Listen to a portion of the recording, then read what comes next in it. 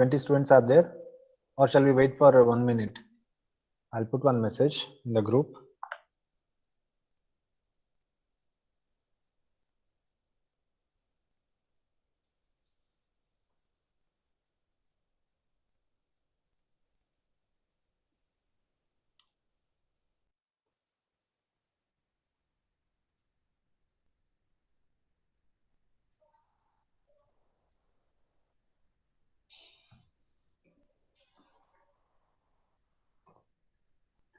Students, hope you all have installed Python, isn't it? Rajeshwari, Manisha, Kishore. Hello, Kishore, can you hear me? Hello? Hello, Kishore.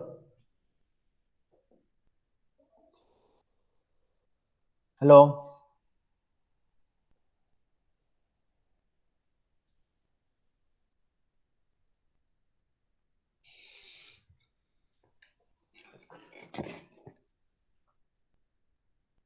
Good afternoon, students. Today we'll see one program which is all about how to deal with an quadratic equations problem. That is, we have a problem wherein we need to find the roots of a quadratic equation. So in mathematics, we all have seen quadratic equation.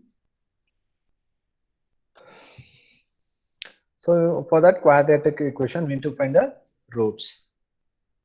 Now, so first of all, we should know how to deal with the quadratic equation and how the equation will look like. So the form of the equation is like, the formula is x is equal to minus b plus or minus square root of b square minus 4ac whole divided by 2a. Once again I repeat, the formula is x is equal to minus b plus or minus square root of b square minus 4ac whole divided by 2a. That is the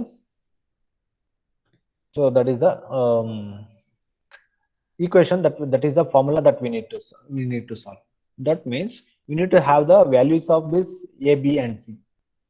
Why? Because the formula itself is x is equal to minus b plus or minus square root of b square minus 4ac whole divided by 2a. So that means we need to input from the keyboard the values of a, b and c.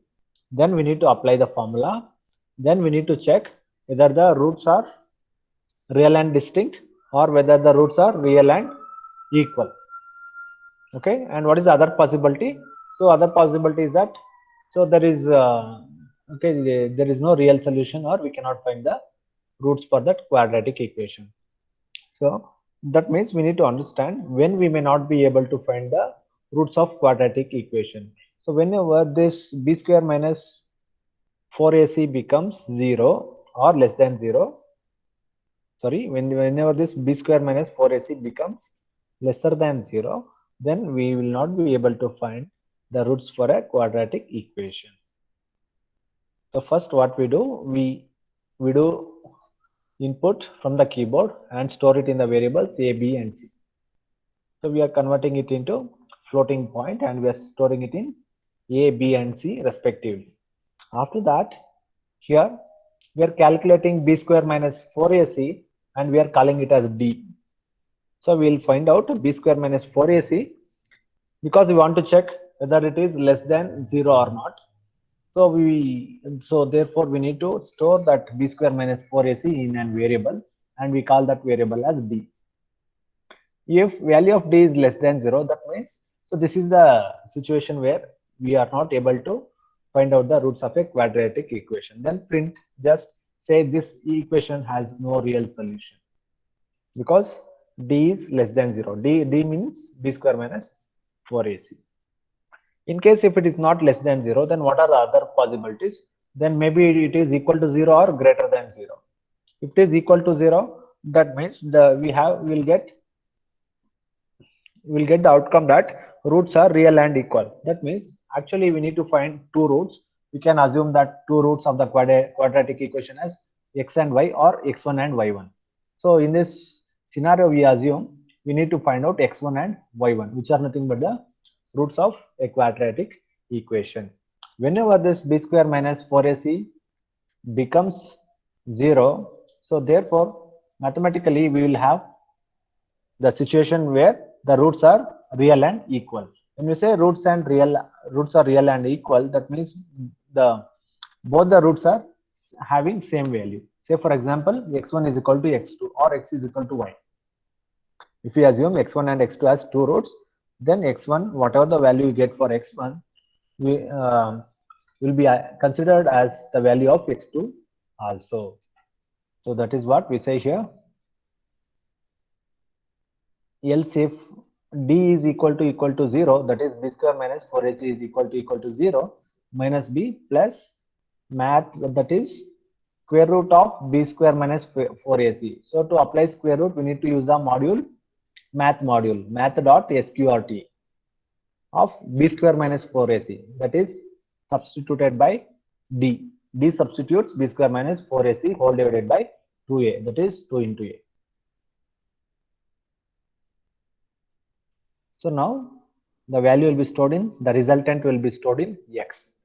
Then print this equation has one solution, that is nothing but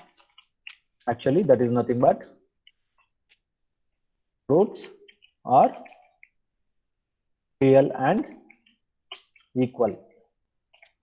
The meaning is that the roots are real and equal. That means both the x1 and x2 values are same. So that's why if you display only x or y, that is good enough. So therefore we are displaying only x value. That is, if we find one root, that is good enough. X is equal to minus b plus square root of b square minus 4ac, that is d whole divided by 2a, to print the answer. In case if it is greater than 0, that is, then it will come to the else part. Then you separately compute what is x1 and x2. Minus b plus square root of b square minus 4ac, that is d whole divided by 2a, that is x1, and x2 is minus b minus square root of b square minus 4ac, that is d whole divided by 2a. So this is called roots are real and distinct. Put roots are real and distinct.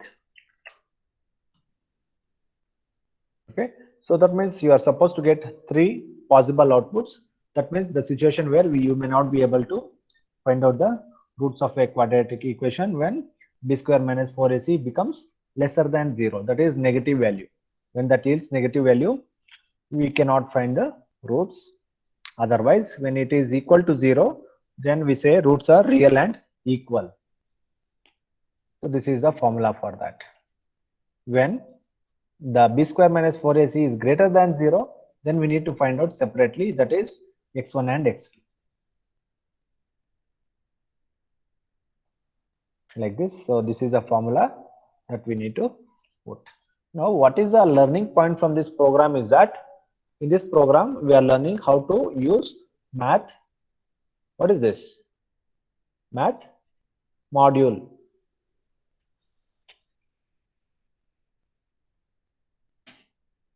We are using the module math. Under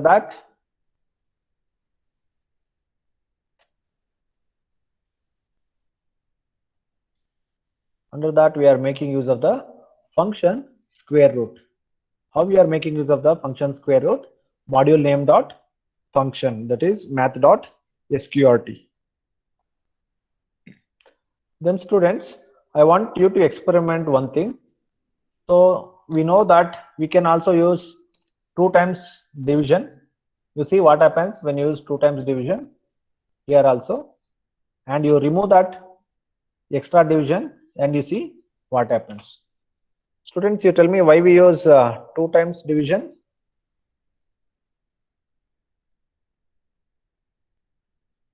Hello? It will return integer part only. Yeah, see, that means we have an option wherein we can decide whether you want to display after decimal point or not. So based upon that, we can decide whether to go with single division or double division. Okay, that's it. That's the purpose of using single and double divisions. Based upon our requirement, we can use either single division or double division. So that you need to experiment. That's it. That's the simple program. Actually, we were supposed to do the sixth program, isn't it? So what I thought, first, let us learn some of the concepts which you have already learned in the lab. So import is the keyword which we have already learned in the theory class, but we have not yet used in the lab program. So I thought first let us finish all the simple programs as well as concepts which we have already learned in the theory. So today you do this one program. Okay, that is enough. You can see the programs are very simple. Simply if you do, everything will get over. You can see such a simple programs are there. So we can solve these things in the coming labs. Actually, you have only two big programs, program number 6 and program 13. Only program 6 and 13 are big. All remaining programs are very tiny small programs, just like shell script.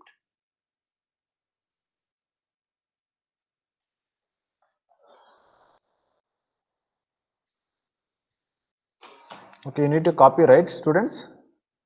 Have I sent the manual to you? Hello? No, sir. No, not No, yet sir. sent. Okay. Now, can you take the screenshot? Yes, sir. 1 minute. I'll still reduce. Yes, you can take a screenshot.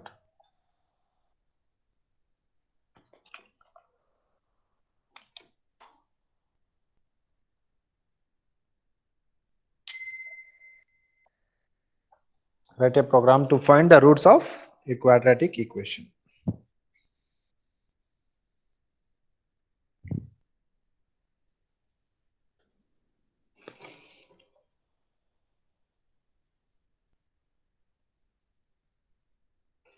Students, tell me now here, import math. After that, if I put star, what happens?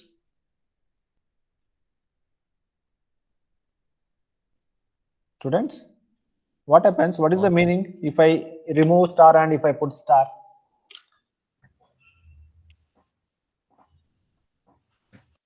If I do not put star, the meaning is that whatever the function definitions defined under math, you are importing. If I put star, including declarations plus function definitions, everything you are importing. That means, say a module may contain function definitions and few other instructions.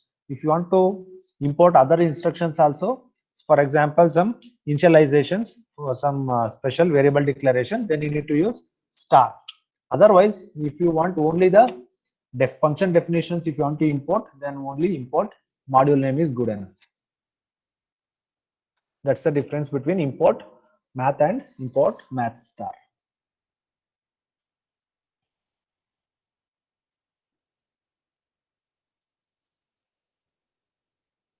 Students, for first lab test, so still there is a lot of time, and you know next week is the theory lab test, isn't it? And still we get two more classes. That means already we have finished so much in the second module. Just just you have a look at it. I'll open the syllabus. So where is that? Lesson plan. Okay, I don't have here. Students, almost except except very few concepts, we have finished module 2 also. So that means whatever the remaining concepts that are there, we will be finishing by this week. And for your first internal test, you will be having you will be having complete module 1 and 2. Very less syllabus you have in Python, so that's the advantage, and it's a highly scoring subject. Python is highly scoring subject, and upon that you have very less syllabus as well. So try to fetch maximum marks in the first internals itself. Anything you want to ask with this program, students? So this is a code. Anything you want to ask? Is there anything difficult in this program? No, sir. Okay, tell me from where the program execution begins here.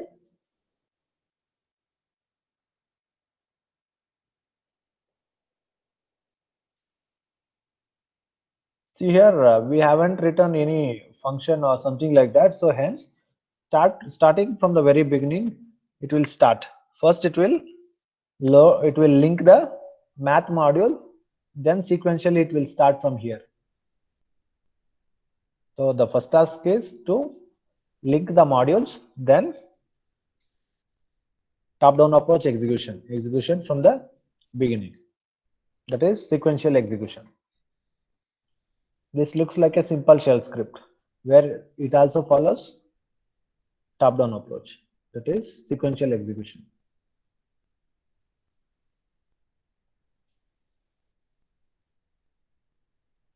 Okay, now, so I'll ask something you need to answer. I'll come with program 1. So write a program to sum all the elements from n1 to n2 where n1 and n2 are positive numbers. Students, what are the concepts that we understood from program 1?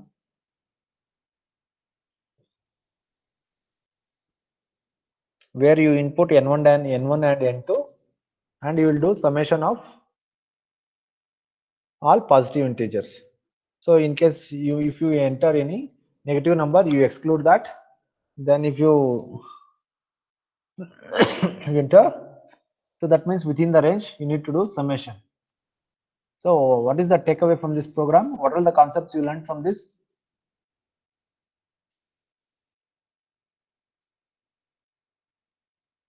Hello? Hello students?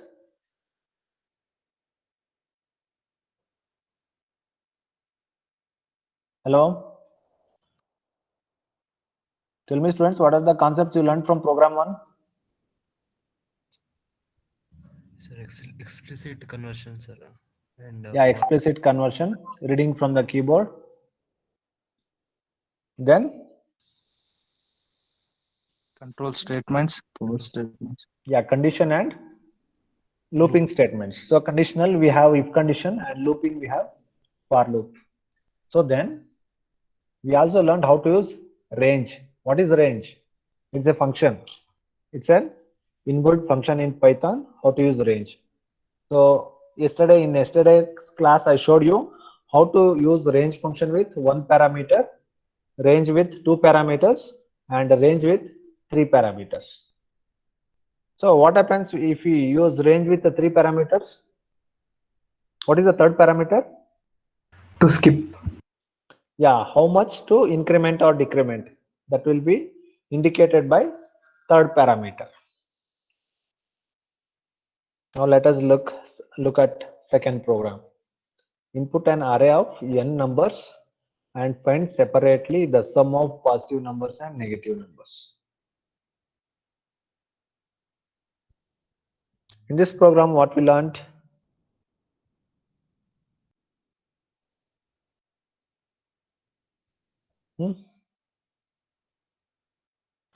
about list. List. List. And setting element through appendix. Append function. Okay. So that means given the array, empty array, how to enter elements into the list, that we came to know.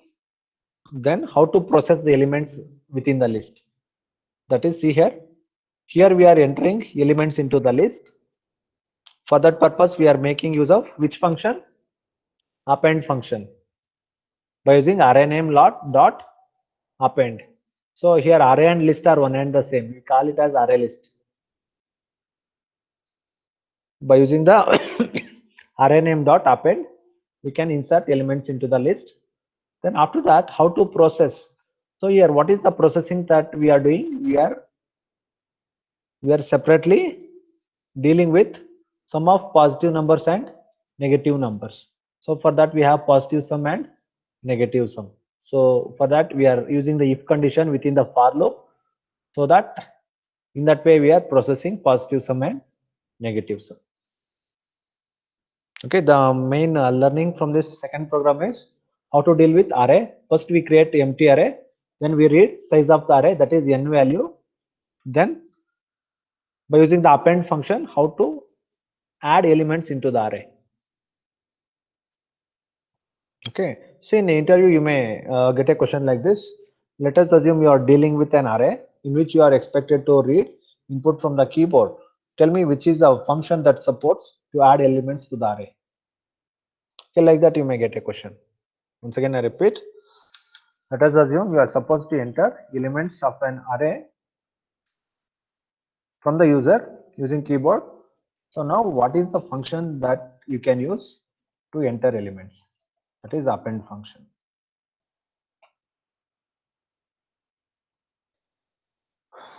Next program, what is that? Write a program to search an element, that is linear search. So in linear search, nothing special. So so array concept, how to add elements into the array, that we have already seen. So nothing big. For and if condition already we have seen. So this is the simplest searching algorithm. The most simplest searching algorithm is linear search. Why it is called linear? Linear means sequential, one after the other. The other name of linear search is sequential search. It is also called as sequential search because it will start with element number 1, element number 2, 3, 4 up to nth element. It will keep searching one after the other. Hence it got the name linear search or the sequential search. Next program is fourth one. Write a program to search an element using binary search. Students, tell me what is the difference between linear search and binary search?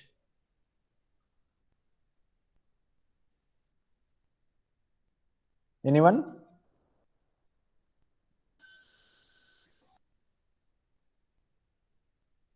Hello?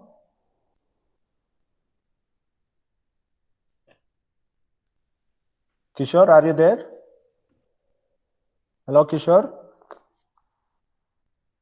Nishant? Nishant, are you there? Hello? So linear search is a sequential search. Sir. Yeah. What about binary search? Divide and conquer. Divide and conquer. What is divide and Yes, sir. conquer? What is the meaning of divide Like and conquer? partition. Sir, we'll first sort the given array and then divide. Yeah, very good. So this is very valid point.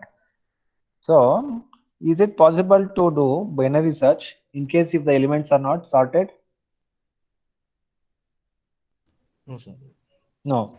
So what is the technical reason? We'll find mid element and Yeah. If you want to find the mid element, say for example, if I ask you what is the mid number in between 10 and 20, you will say 15. Why? Because by default you will assume, so I have the numbers, all the numbers are sorted, hence I can find the mid element. Now when you mix up all the numbers, so how do you find the mid? First you need to arrange them, then you need to see, so what is the mid element, isn't it? So in that sense, so before applying our binary search logic, first we need to, what is the first and the foremost thing that we need to do is sort the array list. Then we apply the logic. So how do we apply the logic? As you said, we'll consider first element as low and last element as high. Then we divide by 2 to get the mid number. So once we get the mid number, then we'll check, then we will ask the user to input the search element. Then we will check whether the search element is equal to mid element or lesser than mid element or greater than mid element. In case if it is lesser than mid element, then we decrement the mid. If it is equal to mid, then see in the first iteration itself we found the answer, so we say search is successful. If it is greater than the mid, then we increment the mid value. So that's how the binary search will work. So for that, to indicate whenever you found the element, we set the flag is equal to 1, then at the end we validate if flag is equal to 1, that means search is found. And also here, what is important, just if you say search is successful or not, that is not good enough. You need to tell at what position you found the search element. So for that we maintain one, what is that, counter variable. What is that counter variable? So we don't have any counter variable, so therefore mid itself. So actually we can use counter variable also. Instead of mid plus 1, each time when you count, you can have a count variable, that also you can use as a accumulator or the counter. So like that you can use, or you can implement binary search. So then when it comes to concepts, so is there anything that we learned new? You can see here what we learned in this.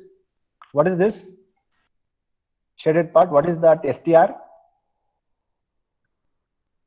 Enter the ordered element of enter the list of elements. What is this str? That is a string function. That is the string function.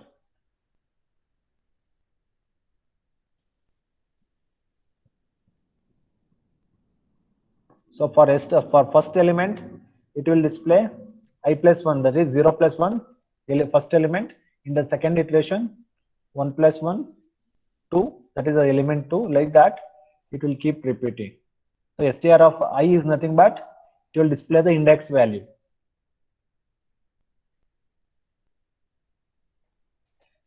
Then the third one is stack program. We know that the property of the stack is what? LIFO. Yes, last in, first out. And you tell me, if you look at this code, you tell me what is the concept that you are going to implement using this program? Defining a function. Yeah, modularization, or yes, dividing the program into functions. So we have a push, pop, display, and what else? And default. So we have so many functions where each function will do one meaningful task. Then at the same time we also have a main function. So please observe here how to define a main function. Def, then main function, like this. So like this you can write the main function. That is a very important thing that we learned from this program. One thing is defining the function by using def. Already we know that. How to define the main function, that for the first time you are learning in 5th lab set program. Then what is another concept? Look at this. What is this? This is the dictionary, isn't it? A dictionary is a set of key value pairs. That is key colon value, comma next element. Key colon value, comma next element. So here we have taken all the keys as string values. So it is not mandatory that it must be a string value. So in our case, we have assumed 1, 2, 3, 4 are string values because user will be entering 1, 2, 3 from the keyboard. So just I took it as string value. Then what is this push and all, push, pop, display and default here? What are these, students? Are these things as string values?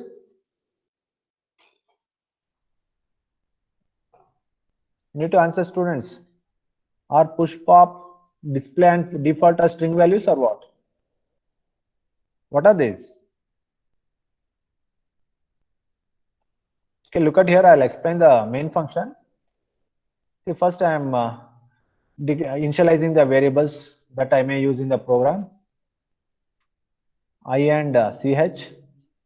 So I don't think I is required. I is not required. Choice is equal to 0. That is required. Then what for I use choice? To read the user choice from the keyboard. I will use choice. So I'll assume initial value is 0. Then stack. Why stack is required? To store the elements. Then maximum element. So that this is nothing but the size of the stack. Size of the stack is nothing but max underscore element. Now input length of the stack, that is size of the stack, and store it in maximum element. Then declare the dictionary. So 1 means push, 2 means pop, 3 means display, 4 means value of 4 is default. Now you need not think this push as string value. It looks like push. If it is string value, I would have put it in double quotes like this. Since I have not put it in double quotes, you need to assume that it is a function. That means if you enter 1, it will call push function. Similarly, if you enter 2, it will call pop, 3 display function, and 4 default function. So look at the code written for default, only one line, that is exit from the program. For push, logic to insert an element. See here we have the logic. So before inserting, we need to check whether already it is full or not. How to check? If top is greater than or equal to the maximum size minus 1, then stack is overflow. Overflow means already it is full. You cannot, if you try to insert, it will say overflow. Otherwise, you can insert. See, that means if still there is space in a stack, you can insert by using append function. Since you insert, you need to increment the top by one number. That is, top is equal to top minus 1. Isn't it? So initially top will be at -1 position. When you insert the element for the first time, it will become 0. Next time 1. Like that, each time when you insert, it will keep incrementing by one number. So after inserting the element, just you want to display the elements of the stack. Similarly, pop means to delete an element. So before deleting an element, you need to make sure that at least some element is there or not. If it is top is -1, underflow, that means nothing is there to delete. Otherwise, you can delete an element, that is pop stack.pop. So top is equal to -1. So after deleting, you need to do, that is top is equal to top -1. That is nothing but you are deleting an element. Then after that, you just display the elements of the stack. Then 3 means display. If top is equal to -1, you cannot display anything because the stack is empty. Otherwise, you can display. How to display the elements of the stack? Just print name of the stack. If it is C programming, we will be using for loop to display all the elements of the stack, isn't it? But see here, you can display all the elements of any data structure just by using the name of the array.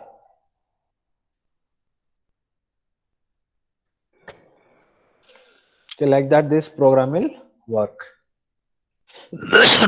Then what is the another thing is, you can see here, this is what kind of loop is this? Is infinite loop. That means until you enter choice number 4, it will keep repeating. So then we have written the exit criteria as well. Okay, what is that exit criteria? If you enter 4, it will exit.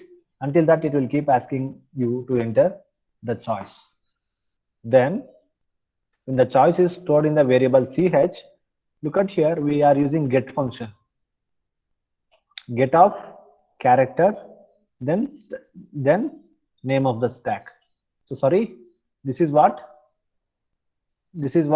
name of the dictionary. Menu is name of the dictionary which we have created here. Dictionary dot get of ch, then array name followed by array name. This is how it will invoke the particular function.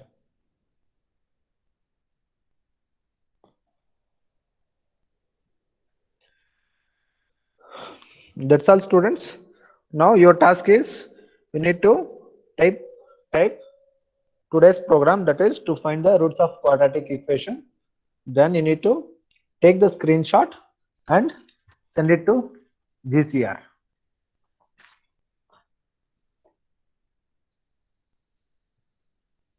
Using GCR, now I'll assign the assignment. Now you can reply for the GCR. So then don't forget, at the end you should contain one statement, print statement that contains your USN number, and also whatever the file that you save, let it be your USN name, USN name dot PDF. 1 minute, I'll take the attendance also.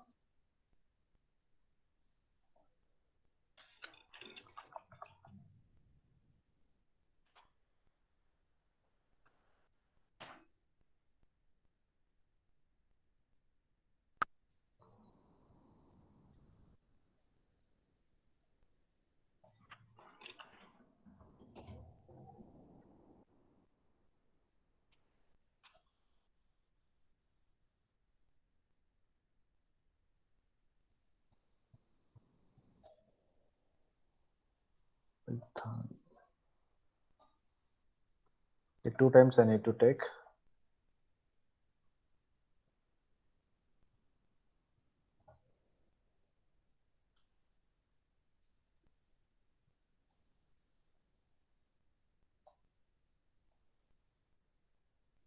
Students, answer.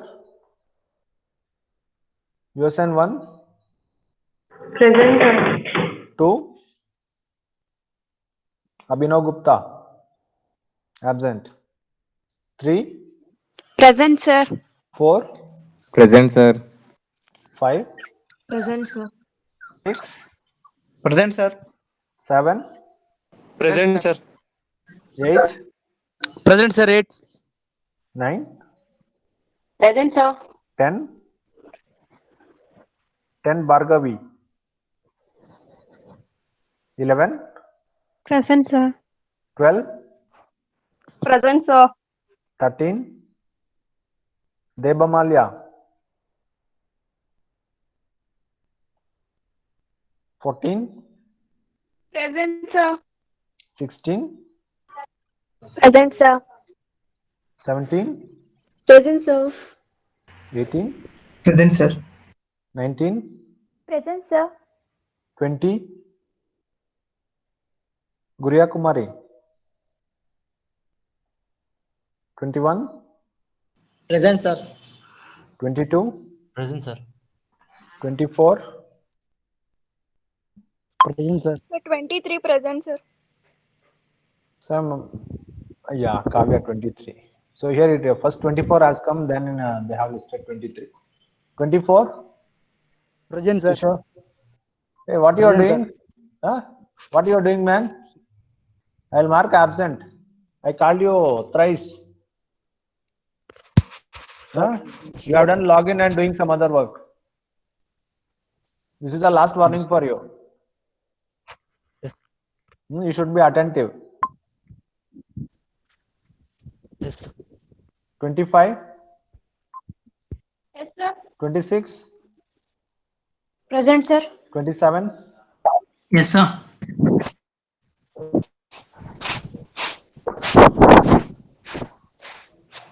1 minute. And for another batch.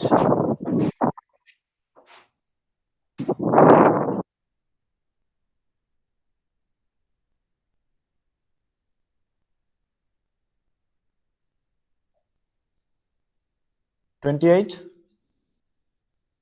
Present, sir. 29, 29, 30.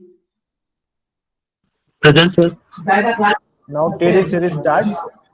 1 TD 19 M say 02, Present, sir. 3, Present, sir. 4, Present, sir. 5. Sir, present, sir. TD 02. Yeah. You have given absent. Present, sir. Which name? Pavitra. Okay. Yes, sir. 6, 6 present, sir. 7, Present, sir. 8, Present, sir. 9, Present, sir. 10, Present, sir. 11, 12, Present, sir. 13, Present, sir. 14, Present, sir. 14, Savita. Savita, 14. Present, sir. 16. Sir, 2 present, sir. Sir, BY2 present, sir. BY series. BY series 2 already got over, man. Yes, sir. Abhinav Gupta. 14. Yeah, you should have told Sir, earlier. network issue, sir. Okay, I'll update. 14, sir. Yeah. Okay, sir. 16. Shruti G. Absent. 17. 17. sir. 18. Present, sir. 19. Present, sir. Present, sir. 21. Present, sir.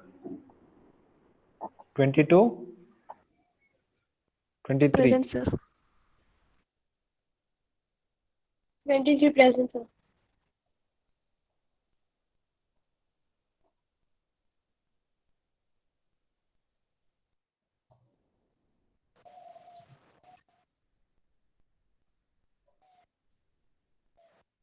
Sir, BY2 One minute. Abhinav Gupta, sir, present. 1 minute. 1 minute. Okay, sir.